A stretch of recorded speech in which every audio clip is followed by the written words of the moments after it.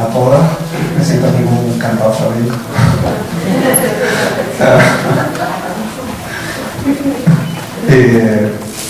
Bueno, damos la bienvenida a todas las personas que habéis venido hoy.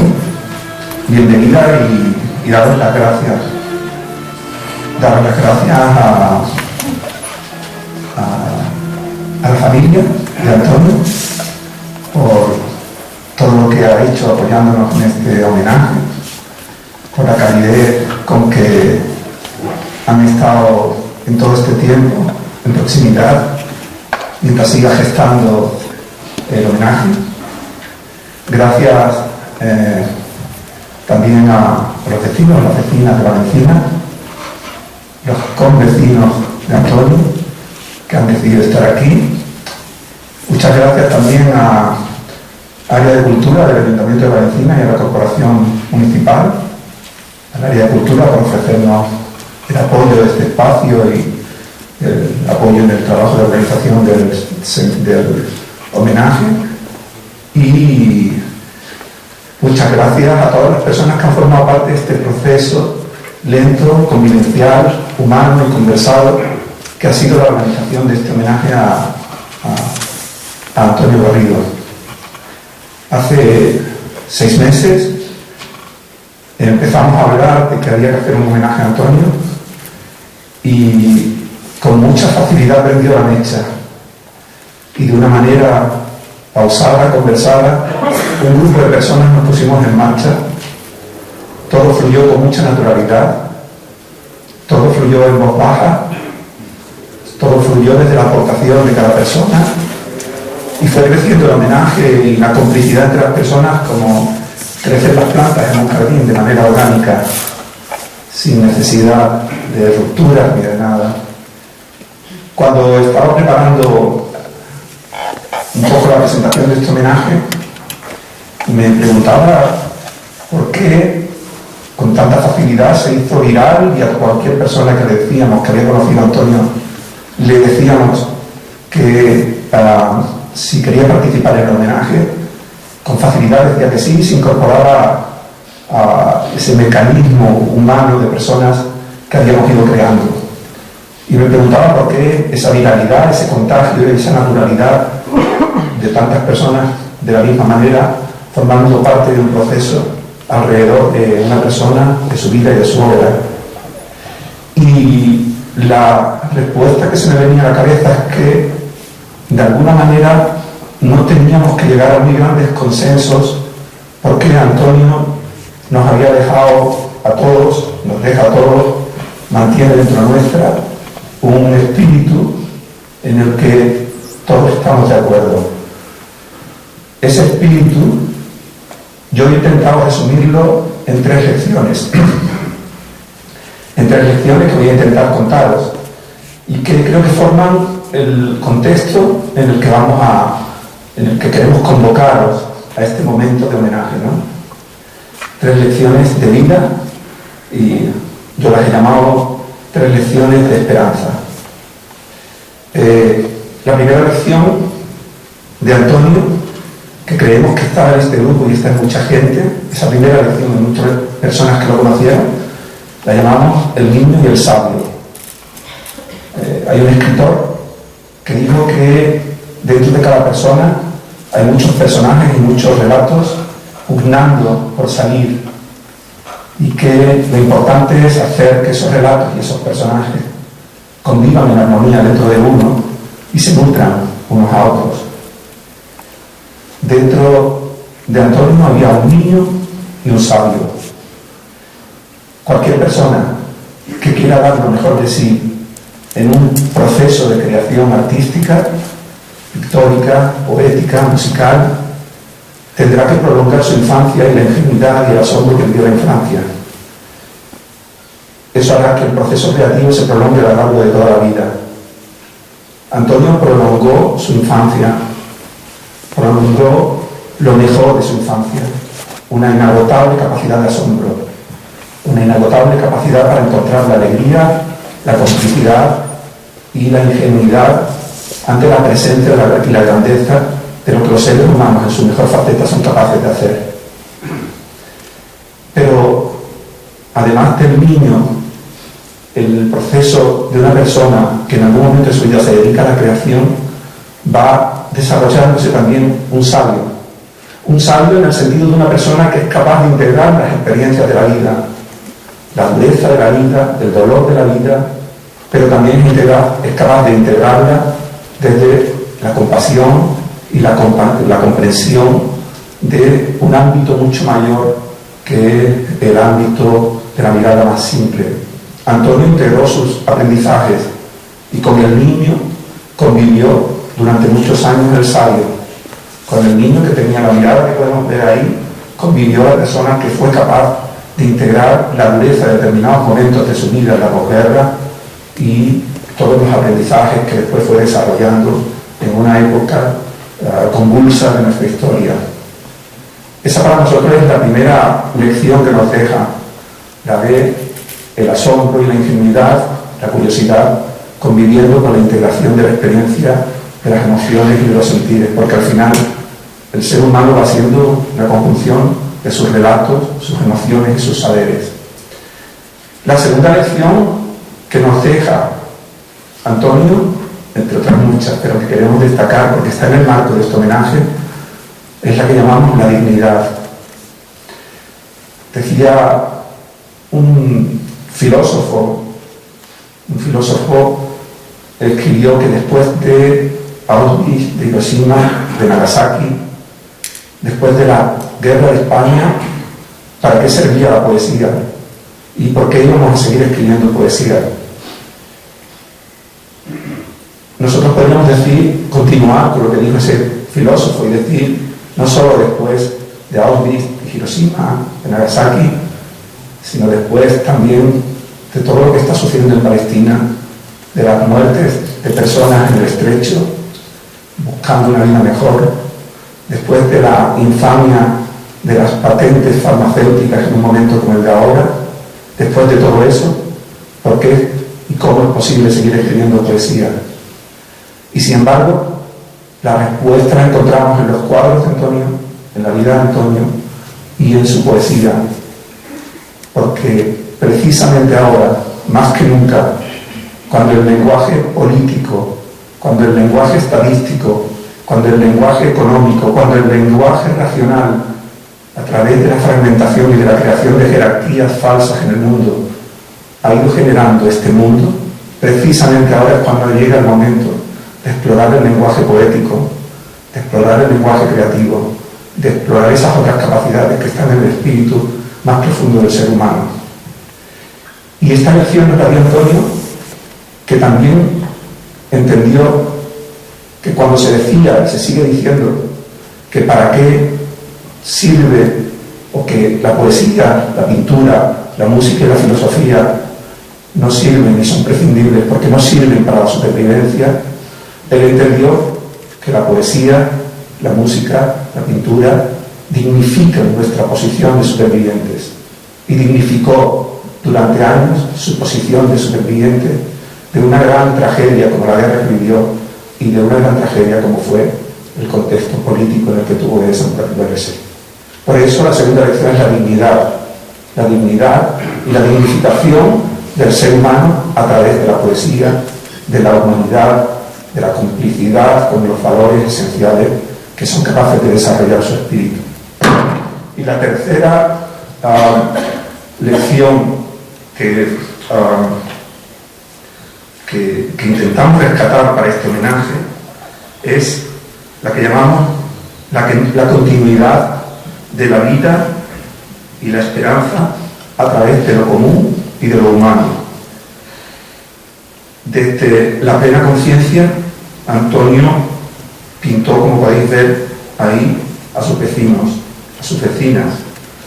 Pintó también sus demonios históricos, pero también pintó la utopía. Preparando el homenaje, hay personas que han estado hablando durante este tiempo de Antonio en tiempo presente. Recuerdo ahora a Víctor, que va a hablar con vosotros de vuestra obra, que siempre habla de Antonio como si siguiera entre nosotros.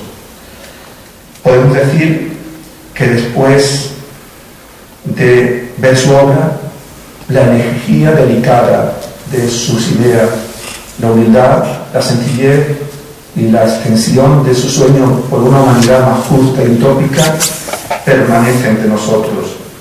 Por eso, ahora podemos oírle decir: creo que la pintura y la poesía son como los pimientos aliñados una tarde de verano en un porche, como los amigos, como el sol, son de todos, y que lo que fui no termina en mí, en mis ojos claros y mi mirada de niño asombrado, ni en mi viejo coche rojo o mi corazón grande y generoso, sino que se derrama en la sangre unánime de los que luchan por la belleza, por la justicia social. El arte, las utopías y la infinita dignidad del ser humano. Estas tres lecciones de Antonio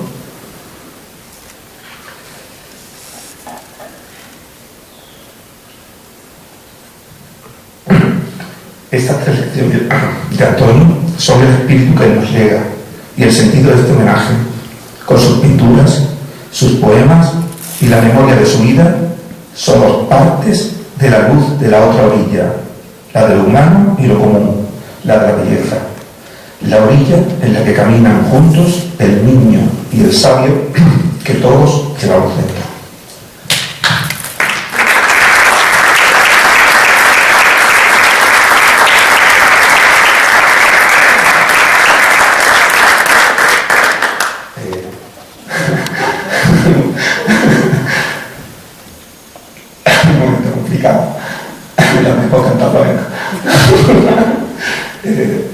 Bueno, muchas gracias. El homenaje consiste en la exposición que habéis visto, consiste en el acto de hoy, después de esta presentación que acaba ya, afortunadamente. Van a hablar Víctor Marín de la obra artística de Antonio, después Francisco Arellano y María Hoyos van a abrir un coloquio sobre sus valores y los valores de los niños, de las niñas de la posguerra, de ese tiempo que él vivió y del que tanto nos habló.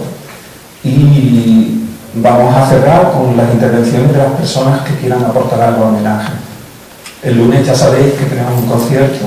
Muchas gracias a Alejandro, que no está aquí hoy, pero que el lunes nos va a deleitar con su música. Y nada, volveros a agradecer que estéis aquí y que mantengamos vivo en este tiempo esa dignidad, ese niño, ese sabio y ese sentido de lo común, de lo humano a través de la belleza, del arte y de las utopías que todos defendemos. Muchas gracias.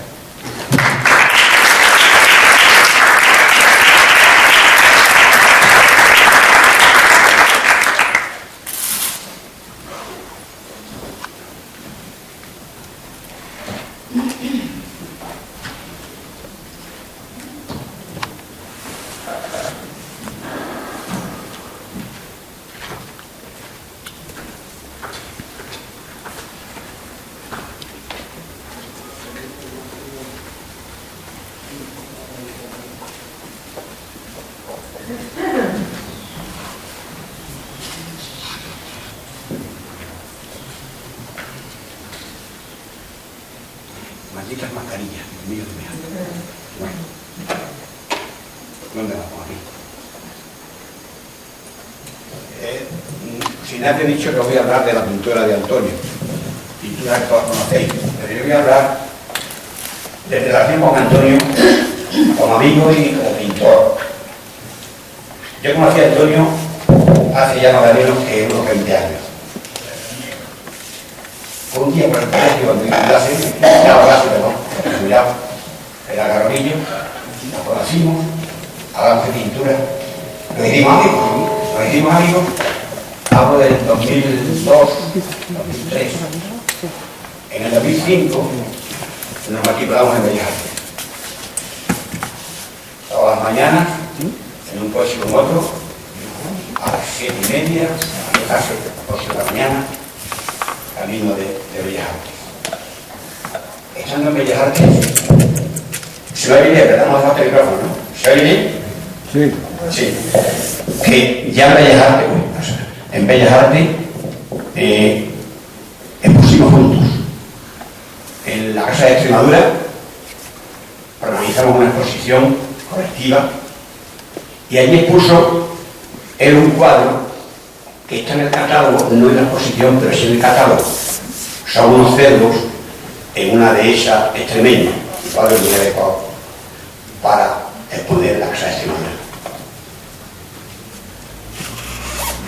Después expusimos aquí, en la Casa de la Cultura, o en la sala municipal, y en una de las exposiciones que hicimos aquí, pintamos entre Antonio y yo un cuadro, pero no pintamos lo mismo, cada uno, el espacio del lienzo, o madera, era sobre madera, cada uno pintó lo que él quiso. Él pintó un desnudo, me acuerdo, y yo un rostro de mujer. Cuando yo terminé mi parte, porque nos íbamos intercambiando, se lo llevé a casa, y al día siguiente se presentó con el cuadro. ¿Qué te pasa, Antonio? Que tu parte está sin terminar. Digo, no, Antonio, no. Tu parte no está sin terminar. Es que a ti te gustan las cosas muy terminadas. Me parece muy bien. Eso me hizo gracia. Y es que él tenía sus pintores, lógicamente, Velázquez, Rembrandt, pero él tenía dos pintores en vida, a los que les gustaba mucho. Uno era Eduardo Naranjo, un pintor de Monesterio, que su pintura se califica de realismo mágico. Y otro, Antonio López. Antonio López precisamente dijo en una ocasión: yo soy un obrero de la pintura. Y lo dijo en el sentido mejor. Un hombre que trabajaba mucho, igual que Antonio. Antonio igual. Yo me acuerdo en Bellas Artes que la profesora le decía alguna vez: Antonio, para allá. Y así llegamos a qué es lo que pintaba Antonio. Pues empezó pintando, está aquí en la exposición, bodegones. Hay un bodegón por el cual obtuvo, según me dijo, me lo confirmó Eva, un premio, el bodegón de la sardina, un pan y una lata sobre una caja de madera. Pero después luego él fue cambiando y llegó a la pintura por la cual, digamos, Antonio tiene un estilo propio. ¿Y qué es lo que pintaba Antonio? Pues yo he clasificado sus pinturas. Por una parte están las pinturas políticas. Ahí se ve perfectamente la idea de Antonio.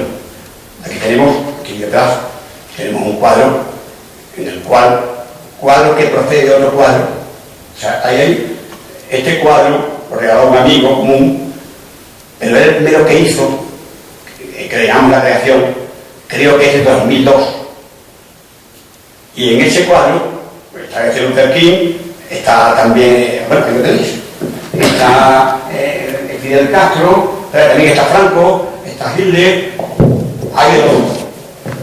Y es que sabéis que Antonio, esos cuadros no solamente contaba una historia, aunque tenía un centro común, pero después hay una serie de otros cuadros en el mismo cuadro.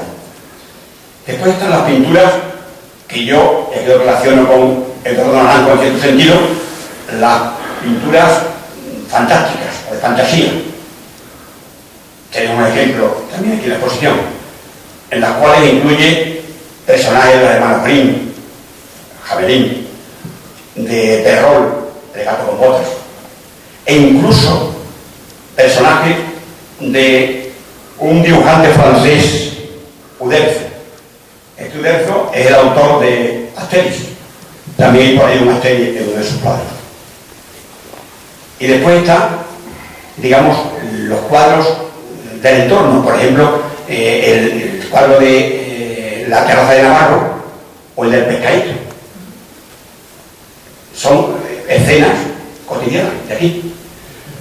Otra cosa de Antonio que también lo distingue es que los personajes son personajes personajes que todos conocemos, disfrazados. Yo, por ejemplo, estoy de Quijote. O, no me acuerdo de que está... no estoy gimnasio, pero también está de algo. En fin, amigos suyos, amigos y conocidos estaban en sus padres. ¿Y cómo pintaba Antonio? Porque ¿cómo pintaba Antonio? Antonio, sin duda, en su forma hay un componente ingenuo, pero que las hace personales.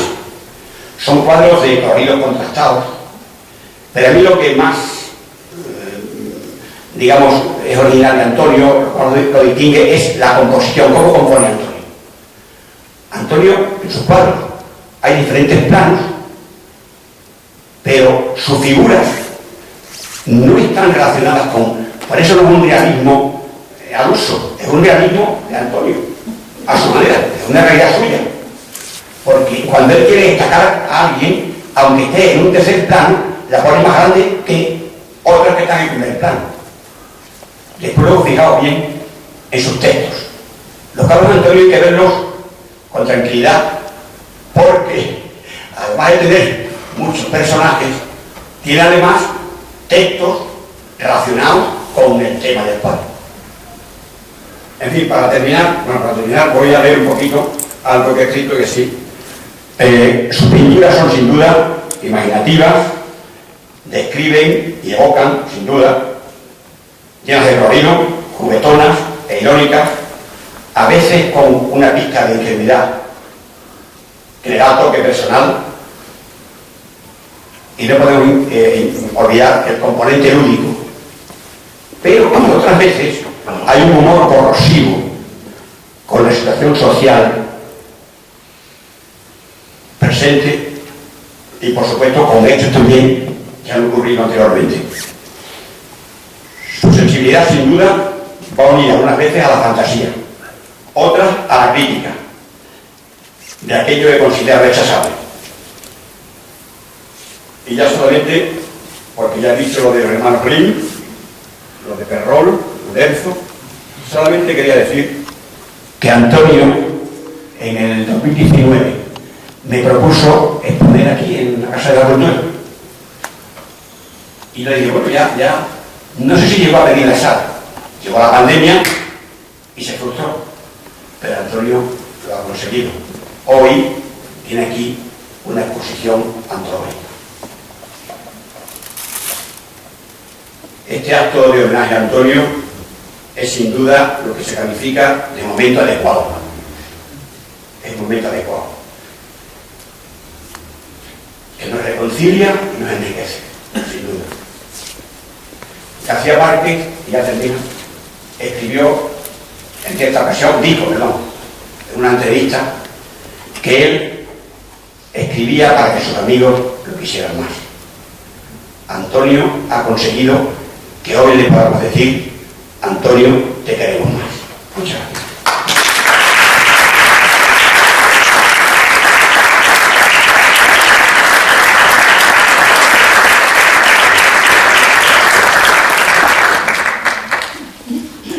Ahora, por favor, pasan Hoyos y Francisco Arellano para el coloquio que va a haber después. Ya se me ha olvidado.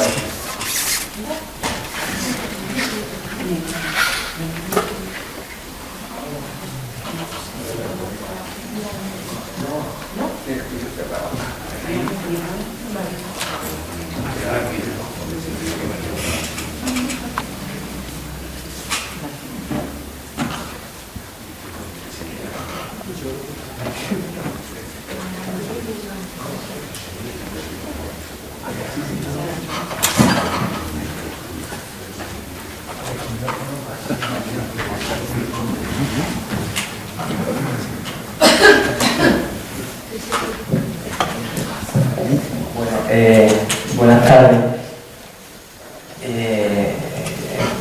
Yo me llamo Antonio Garrido como tal, y lo primero es decir que un profundo agradecimiento al grupo de amigos y de amigas que durante meses han estado planificando, organizando esta actividad que tiene un fuerte contenido emotivo, ¿no? para para la familia también.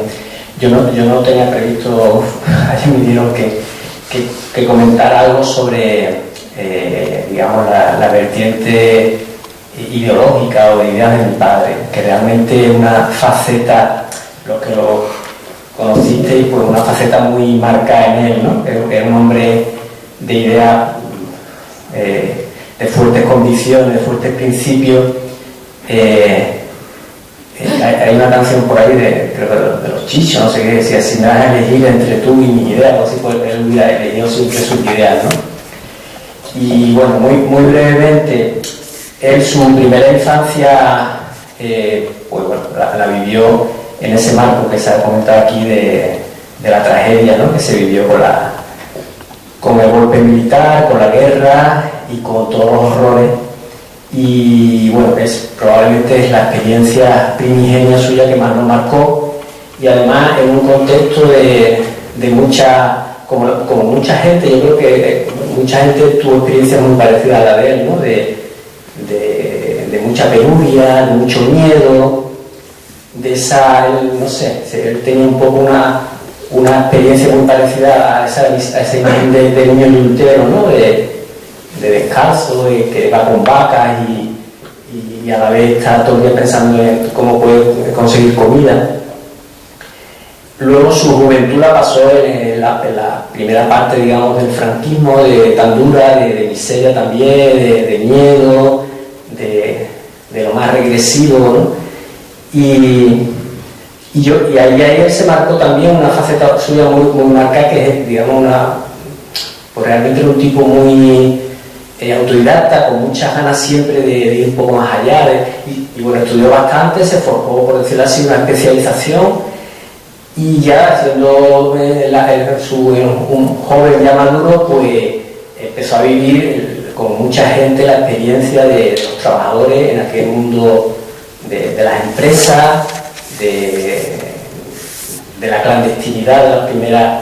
Él estuvo en una fábrica que era la Saca, que es una empresa que en un momento dado, pues los norteamericanos ordenaron cerrarla, por decirlo así, porque le empezó a vender tractores a Cuba, y él era el enlace sindical, y fue una experiencia sindical probablemente la más importante suya, y a partir de ahí, bueno, pues él realmente fue haciendo sus principios, sus experiencias, le fue dando forma en términos de manera ideológica, por decirlo así. Sus ideas pues se asentaron hasta su muerte, ¿no?, muy marcadamente. Era una persona de profunda idea, no quiero herirla o no sé, ninguna sensibilidad de otras ideas que pueda haber aquí, pero era alguien radicalmente republicano, anticapitalista, con ideas marcadamente orientadas al socialismo, al comunismo, todo eso, ¿no?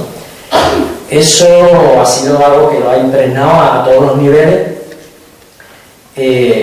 Vivió también al final del franquismo pues esa emoción de un movimiento comunista como un movimiento cultural, social, político muy potente, que generó mucha esperanza y que además pues permitió a esa generación que había sufrido tanto ver el final de una salida pues, con mayor dignidad en términos de justicia social y de democracia, etcétera, ¿no? Luego, pues efectivamente también comenzó a vivir pues lo que también se ha vivido muchas veces, de cierta sensación de decepción, de cómo, bueno, de lo que se ha vivido, de mucha amnesia respecto de lo que había pasado en España, de mucha amnistía para la gente que no tenía que haber sido amnistiado. Y bueno, y todo fue reconduciéndose de otra manera, y tuvo que todo el mundo ir ajustando las expectativas y las ilusiones que tenía, lo que después se estuvo viviendo. Él siempre mantuvo, por decirlo así, su lealtad a ese tipo de ideales, de justicia, y fue siempre activista en términos de ir a manifestaciones, a concentraciones, a ser socio de asociaciones como una amistad con Cuba. Realmente, probablemente sus dos facetas, por decirlo así, más intelectuales, uno que tiene que ver con la creación, con la creatividad, porque no solo fue pintor, sino que fue muy creativo en cualquier cosa que hacía, desde una mesita que fabricaba, tal. Y luego esta faceta política de que fue yo diría que es casi una somatización, o sea, se le encarnó, la tenía en el cuerpo y alma, ¿no? De sus ideas, sus principios, sus convicciones. Y bueno, pues yo como yo sí creo que yo desde pequeño sentí esa sensación de que él heredaba o legaba o me facilitaba un marco de percepción del mundo en el que los privilegiados, los poderosos, no eran percibidos como ellos desean ser percibidos, sino como lo que son, ¿no? Y eso en la vida es importante, tener un marco de percepción del mundo u otro, ¿no? Entonces en ese sentido pues muy agradecido. Y bueno, yo creo que esa es un poco, si no me extiendo más, la faceta suya política, muy radical, de muchas convicciones. Yo a veces discutí mucho con él porque había cosas en las que no estamos de acuerdo, pero desde luego, bueno, pues un hombre republicano, de esa tradición, de amante de la cultura, amante de la libertad, de la justicia social, y yo creo que fue bastante coherente a lo largo de su vida con esas ideas y nunca las atenuó para conseguir ningún tipo de beneficio personal o algo así. Bueno, nada más. Muchas gracias.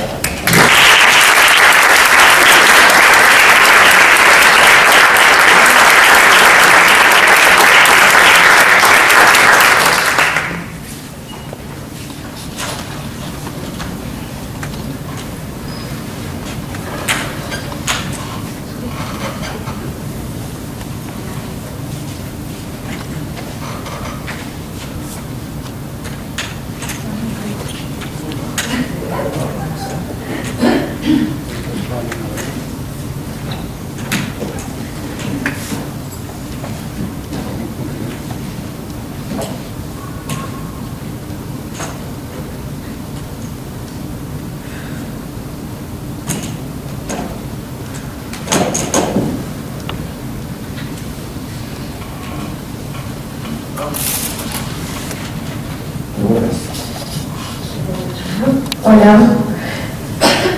¿Se escucha? Sí. Para mí no son personas que están aquí arriba, no me lo esperaba.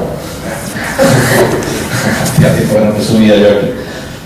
Y era para otros menesteres. Bueno, yo creo que para nosotros es un honor estar aquí para hablar de Antonio. Y quizás nosotros somos los que menos tenemos que hablar. Creo que era iniciar un debate o una especie de conversación con vosotros sobre los valores de Antonio y sobre todo sobre sus valores que traen de la Segunda República y con los que mantuvo durante toda su vida y si están vigentes.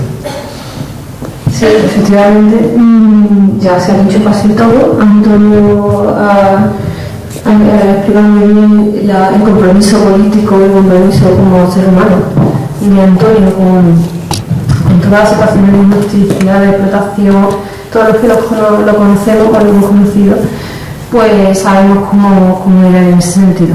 Nosotros hemos visto ahora el honor de compartir muchas horas con él aquí en Valencina, en el seno de la Asamblea Local de Izquierda Unida, y Antonio, que era un militante, pero era un militante con una faceta de diálogo, de tolerancia, de ternura, de cariño, da gusto hablar con él, trabajar con él en ese sentido y compartir todo eso, todas esas reuniones que a veces eran muy pesadas, pero curiosamente cuando estaba él, sí, funcionaban mejor.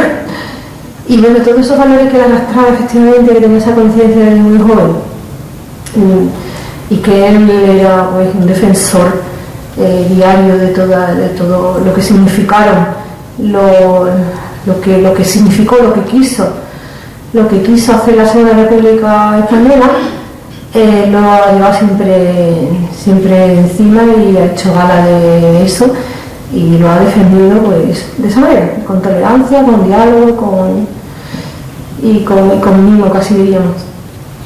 Y lo que querríamos nosotros ahora sería que se abra aquí un debate, un coloquio, a ver qué vigencia o si creéis que todo eso ese posicionarse con lo más vulnerable, visibilizar a la gente que tiene más necesidades, este sentido de la justicia que tenía Antonio, si eso hoy día, cómo se puede reivindicar, cómo se puede visibilizar todo eso, qué vigencia tienen esos valores, ¿no? En este mundo de pandemia, en este mundo de auge de la ultraderecha y esta crispación que cada vez se está viendo más, ¿no?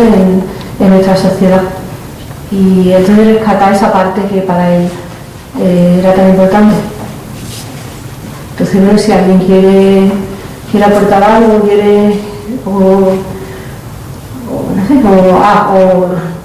o incluir otras facetas, pues que levante la mano, podemos hacer un turno de palabras. Venga, entonces, sí.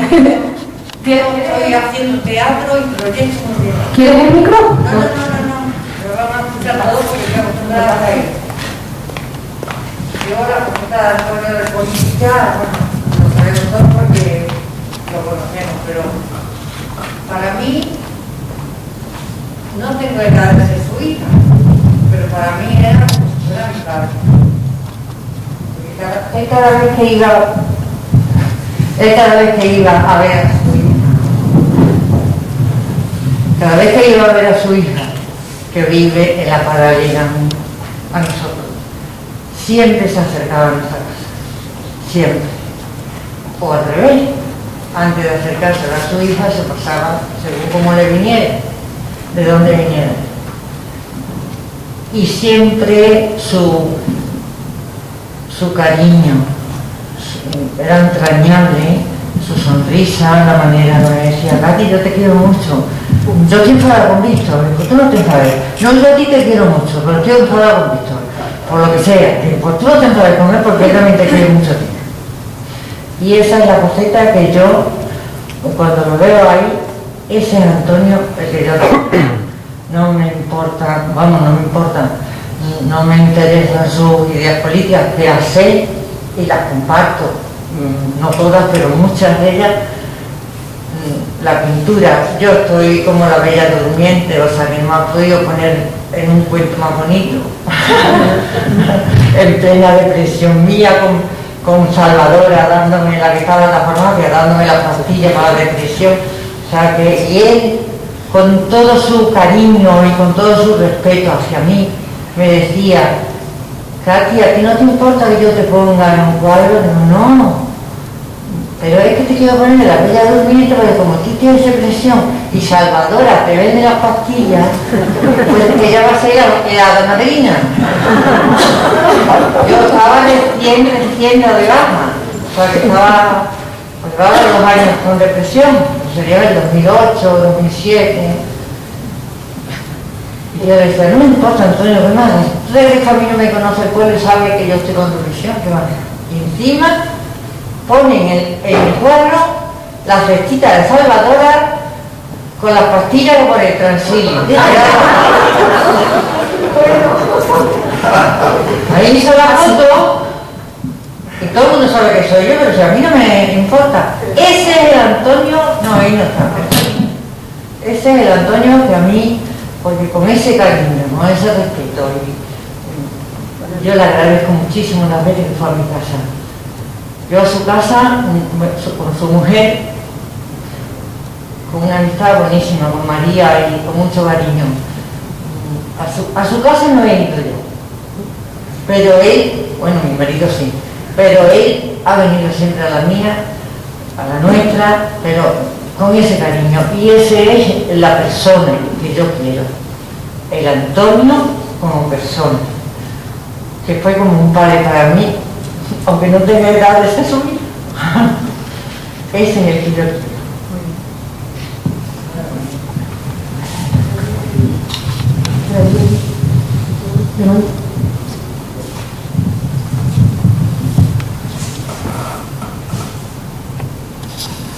Hola, bueno, yo decir que Antonio es de esa gente que se queda contigo, ¿no? Y conmigo esta parte de Antonio, ¿no?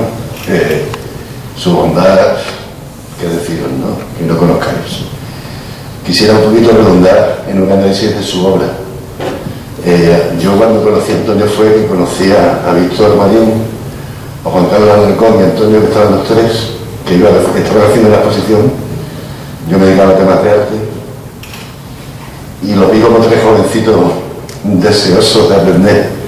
Ya cuando se fueron a la facultad a estudiar me pareció emocionante, ¿no? Ese querer crecer siempre, ¿no? Incluso siendo ya mayores, ¿no? Si yo veo el catálogo, veo cuadros, por ejemplo, podéis ver los paisajes que hay en los que se ve hasta qué punto Antonio tiene capacidad pictórica y hasta qué punto se disciplina y cómo la facultad le influye.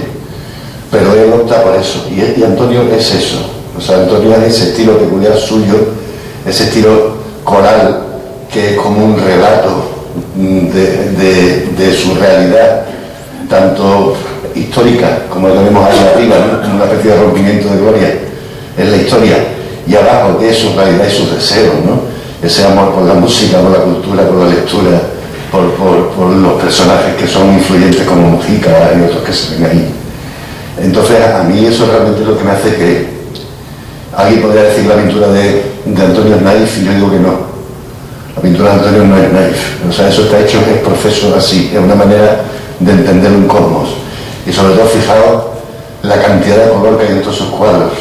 Es increíble, es decir, todo lo ve desde un punto de vista luminoso, desde una fe, perdón por utilizar la palabra, en que la humanidad tiene salida y tiene salvación a pesar de todo lo horrible que encierra, ¿no? Y desde ese punto de vista me parece la obra de Antonio una obra muy interesante, muy personal, que es realmente lo difícil para un artista encontrar un estilo personal. Y sobre todo yo creo que es un honor para Valencina haber tenido un vecino así, que además ha vivido su época y, como os digo, era tan buena gente, porque dicho en andaluz es buena gente, eso era Antonio, ha logrado quedarse con nosotros, ¿no? Y yo por eso estoy aquí hoy. Y nada. Yo quería decir que lo que has dicho de la fe me parece muy apropiado, muy bien, porque realmente sin fe no hay actividad creadora. Entonces él efectivamente era consciente del mundo en el que vivo, pero a su vez tenía una gran dosis de esperanza dentro de su corazón, y lo movía una fe tremenda. Y es así, si no es imposible que viviera tener esa capacidad creativa. Y la proyectaba con su sonrisa siempre, esa sonrisa sí, permanente. Esa sonrisa de oreja. Esa cara feliz, ¿no? Eso, nada, Antonio conmigo y con vosotros creo que se ha quedado una parte de él, ¿no?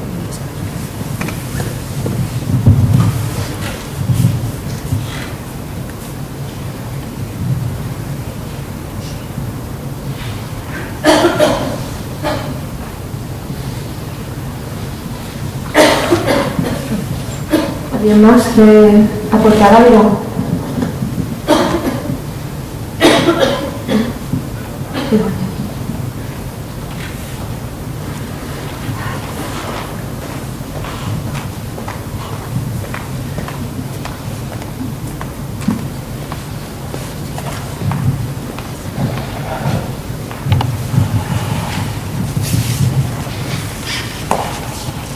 Bueno, yo conocí a Antonio a través de Víctor. Lo presentó en el edificio antiguo del Instituto de las Encinas, y poco después pues ideó pintar el cuadro donde él trata de representar la Valencina antigua, la de Calcolítico, y la moderna o la actual.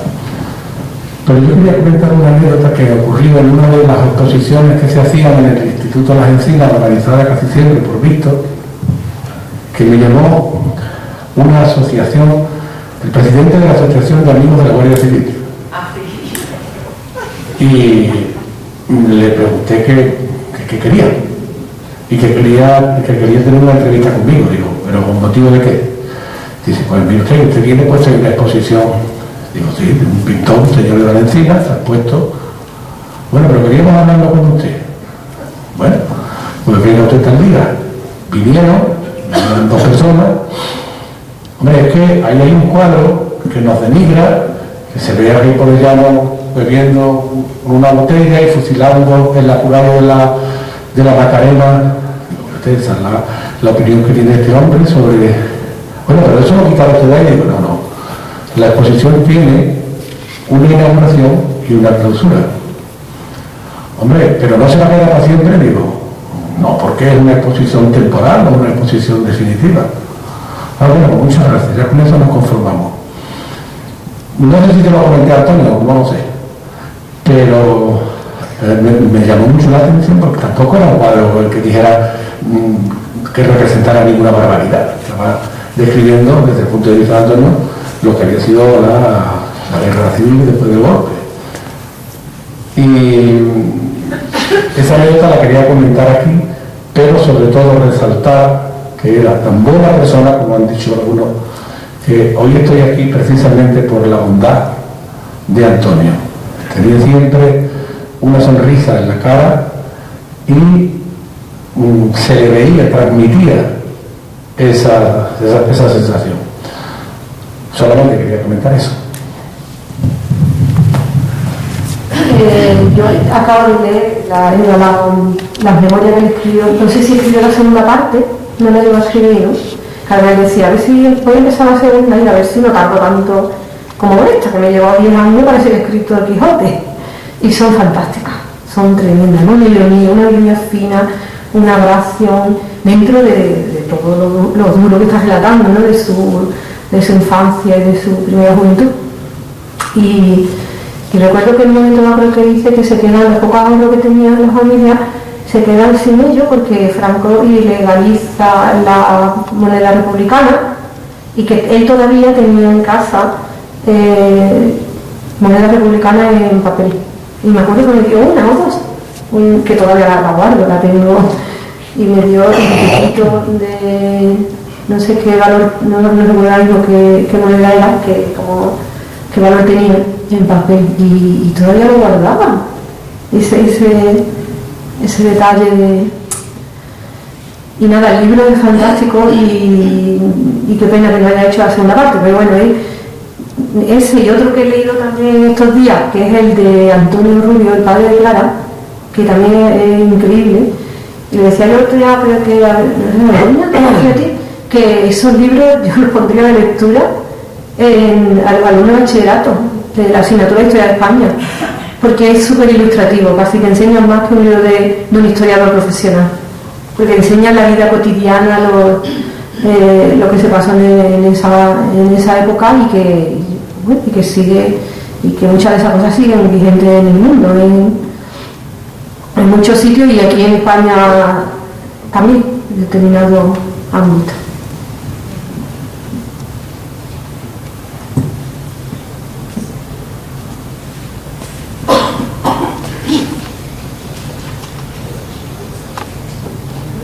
¿Alguien más que quiera contar algo sobre Antonio?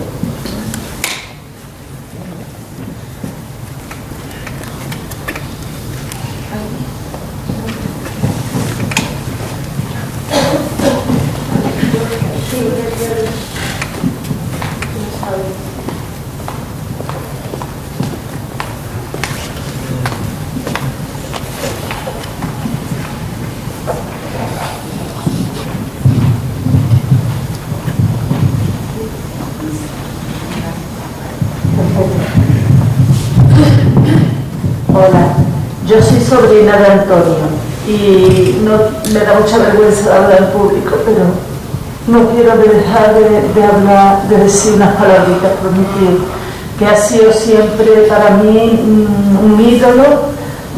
En él me he mirado muchas veces. Recuerdo cuando era una niña que mi abuela estaba en casa de mis padres y él venía a verla y ponía la Pirinaica. Y mi madre le decía, Antonio, no me vas a buscar una ruina, ¿para qué eso? Yo no entendía aquello muy bien porque además no se oía nada, porque yo tenía un ruido espantoso. Y aquella anécdota se me ha quedado que no se me olvida. Luego ha sido un referente para mí toda la vida. Yo, si pienso como pienso, es porque de alguna manera él me lo ha transmitido. Y bueno, ha sido para toda la familia, porque Tito Antonio era el único hermano, eran 6 hermanas y él solo de varón. Y entonces Tito Antonio ha sido en la familia algo, porque además era un tío muy generoso, yo qué sé, que lo queríamos todo el mundo mucho. Y bueno, no sé qué decir más, simplemente que ha sido una pérdida muy grande para la familia el hecho de que mi tío se nos haya ido y se haya ido tan pronto. Aunque tenía muchos años, pero el irse ha sido muy precipitado, no nos ha dado tiempo a hacernos la idea, y tremendo para la familia.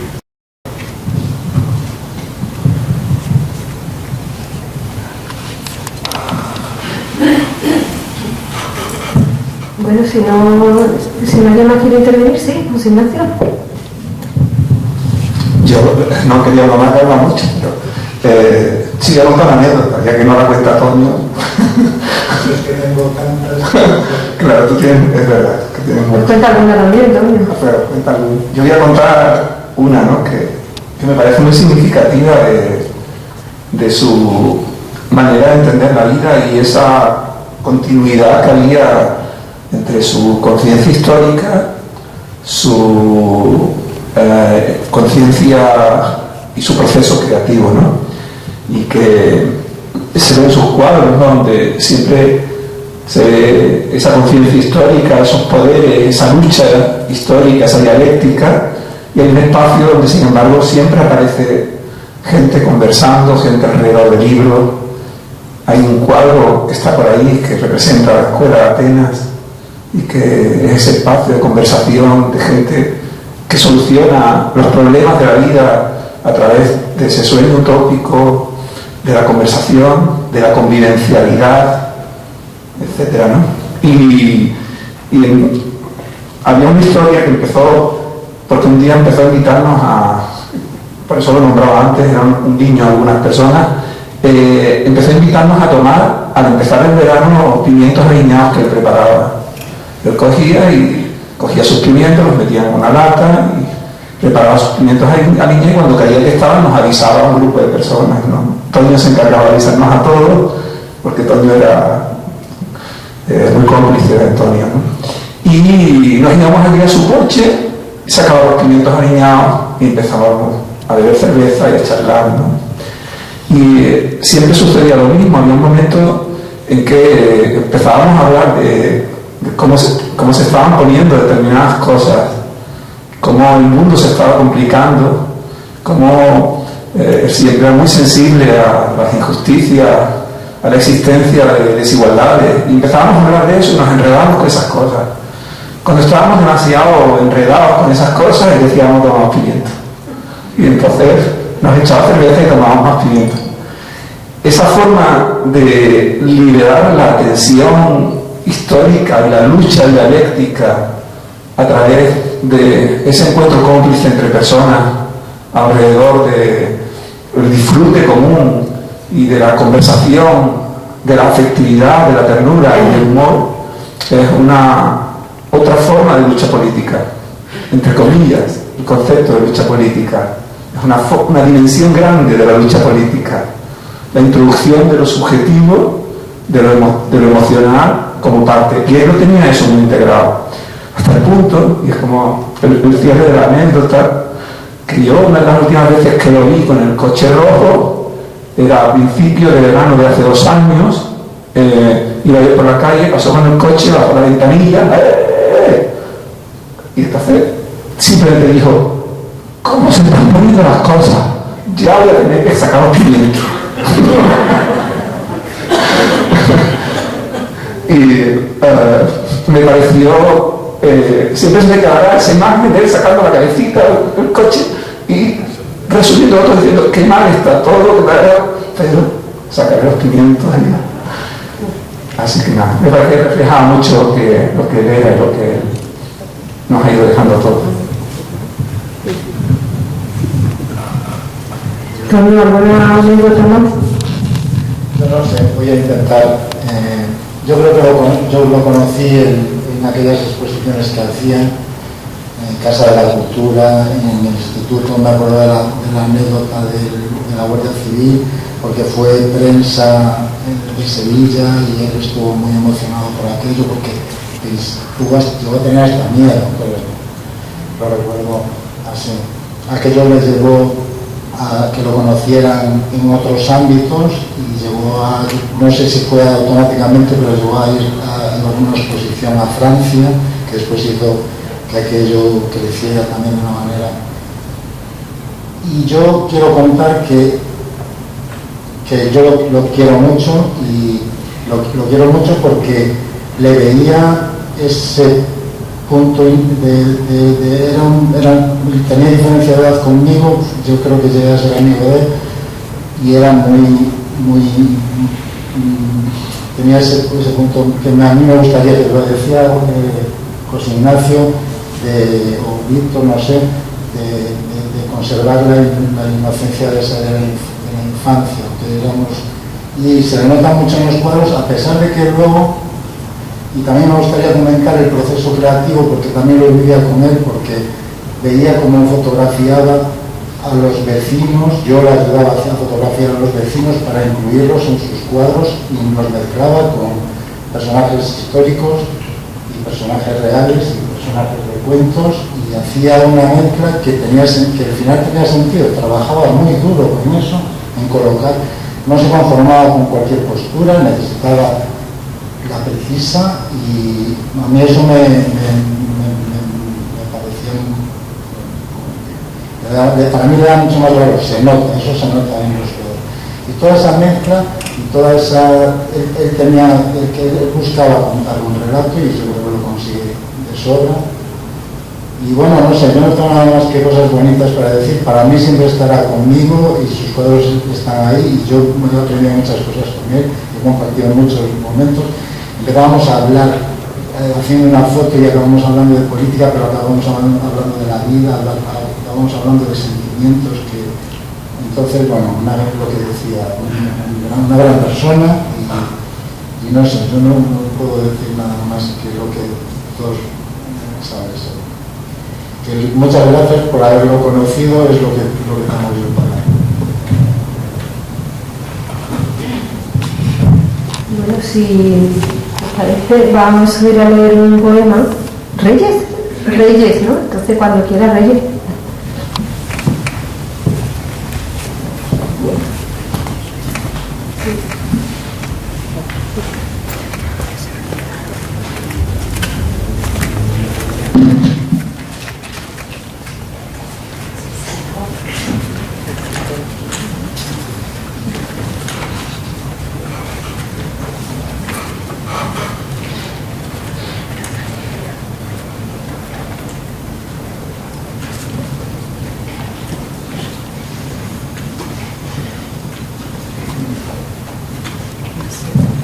Bueno, buenas tardes a todo el mundo. Estoy un poquito nerviosa.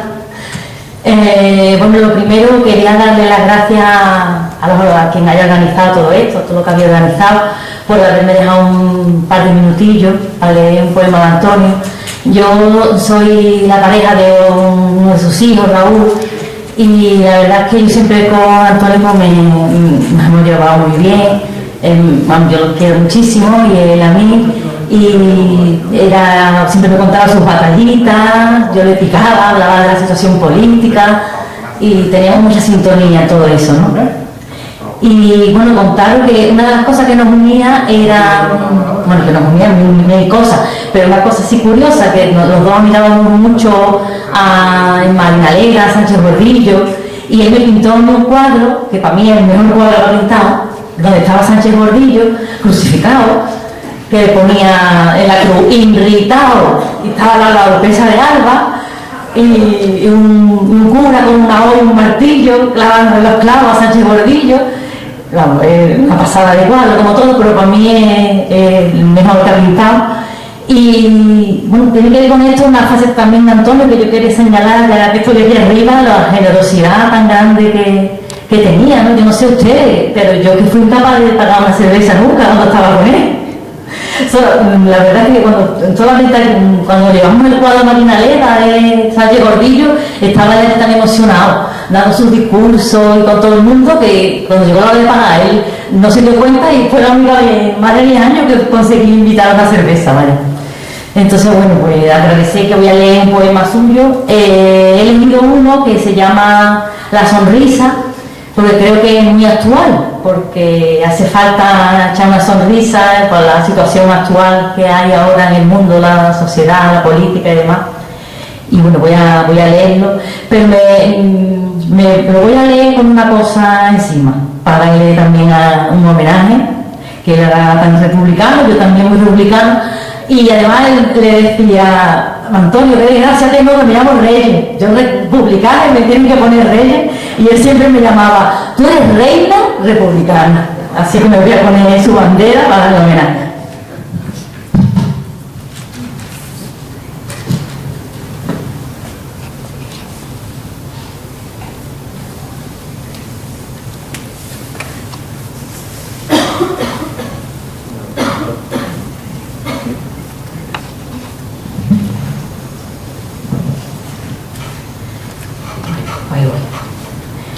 Es una cosa fatal prescindir de las sonrisas, no practicar la amistad dentro o fuera de las misas. La sonrisa no es banal, buena es para los cuerpos, para las mentes aún más, pues mejora los adentros. La mente es fundamental para la salud del cuerpo y la salud en general, pues corrige los entuertos. La sonrisa y la amistad pocas riñas ocasionan, curan toda enfermedad, con sonrisas se mejoran. La sonrisa es lealtad, si no es por causa de mofa, hace amigos de verdad si se cumplen las estrofas. El mundo será fatal si la sonrisa se pierde, pues como actualmente está, el que no ladra es que muerde. ¡Viva la República!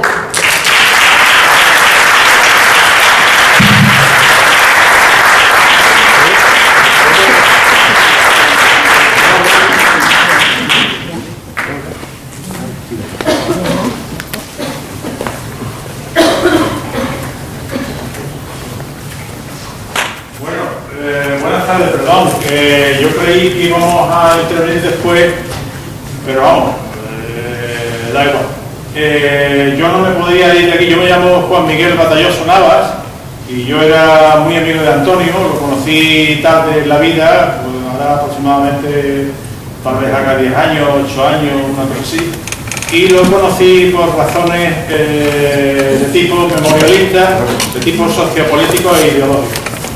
Antonio participó con nosotros en el grupo, participó en los actos que el grupo de Memoria, Libertad y Cultura Democrática de Cama organizaba y sigue organizando sistemáticamente todos los 19 de junio para conmemorar a la columna minera de Río Tinto. Antonio no solamente era un militante, no solamente estaba convencido, tenía una sensibilidad republicana, política, sindical y social de primer orden, no solamente tenía sensibilidad, sino que Antonio tenía compromiso, porque no lo mismo ser sensible, porque sensibles somos todos, el mundo seamos buenos y tal, pero Antonio era un hombre comprometido, compromiso que demostró, como ha dicho muy bien su hijo, desde mediados o principios de los años 60 con la empresa SACA, porque Antonio, por si alguien no lo sabe, fue uno de los cooperantes o colaboradores para la creación del sindicato de comisiones obreras. Fue uno de tantos héroes anónimos que no salen después los libros ni los papeles, pero que contribuyó a crear el movimiento asambleario y sociopolítico de las comisiones obreras. Además, Antonio fue militante también, hay que decirlo, del Partido Comunista de España, aquel Partido Comunista de España, de la Alianza de la Fuerza y del Trabajo y la Cultura y de la Reconciliación Nacional. Antonio, cuando yo fui por primera vez a su casa, lo primero que me enseñó fue su carnet del partido político. Por eso él y yo nos llamábamos de camaradas, porque yo también fui del Partido Comunista de España y a mucha honra. Entonces, Antonio, yo me gustaría destacar que Antonio, como que no sale nunca en los libros ni en los papeles personales así, Antonio, yo le tengo un agradecimiento enorme, infinito, lo digo con emoción, porque Antonio me ha inmortalizado en ese cuadro que sale en el cartel, tanto a mí como a mi hija. Y yo nunca olvidaré su generosidad y esa simpatía tan extraordinaria y esa motivación y esa energía que a mí me contagiaba continuamente. O sea, yo no he visto una persona que me haya contagiado tanta emoción, tanta energía, tanta autoestima, tanta alegría como Antonio. De hecho, Antonio, para mí, es un ser humano excepcional en cuanto que acumulaba en él la famosa ley de las 3 H, la ley de la humildad, la ley del humor y la ley de la humanidad.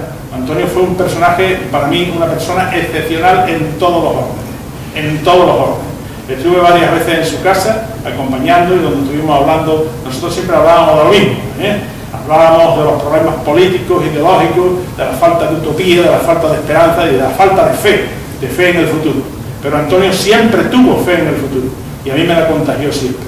Y yo no podía irme de aquí sin dar las gracias tanto a Antonio como a su familia, como a todos los que habéis participado y gestionado y organizado este gran homenaje.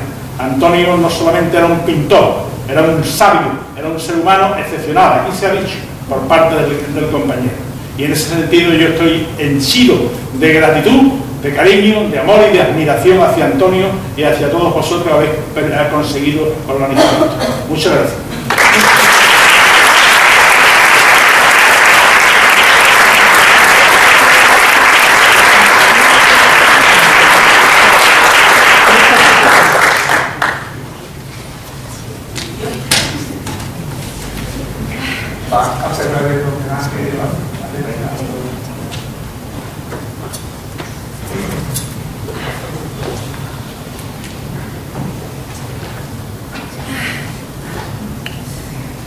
Bueno, buenas tardes.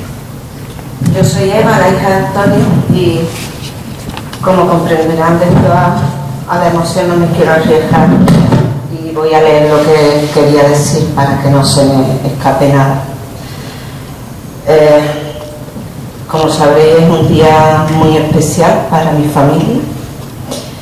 Siempre hemos conocido la cantidad de amigos y amigas de los que mi padre tanto disfrutaba y de lo orgulloso que se sentía de tenerlos a cada uno de ellos y de ellas.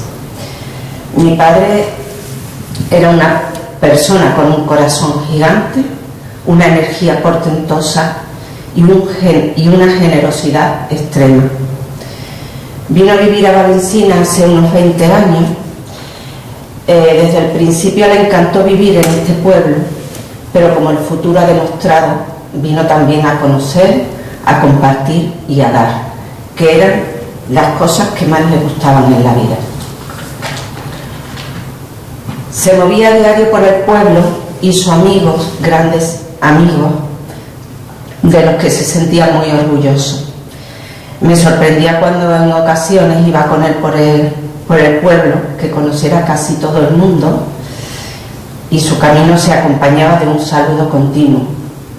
Incluso cuando iba en el coche, que me daba hasta miedo verlo, porque entre sordo, muy mayor, regular de visión, siempre iba conduciendo y iba, Dios, Dios, Dios, y yo le decía, por favor, mira para adelante. Bueno, con su energía y afán sin límites consiguió rodearse de los mejores y de las mejores. Esto ha quedado plasmado tras su muerte.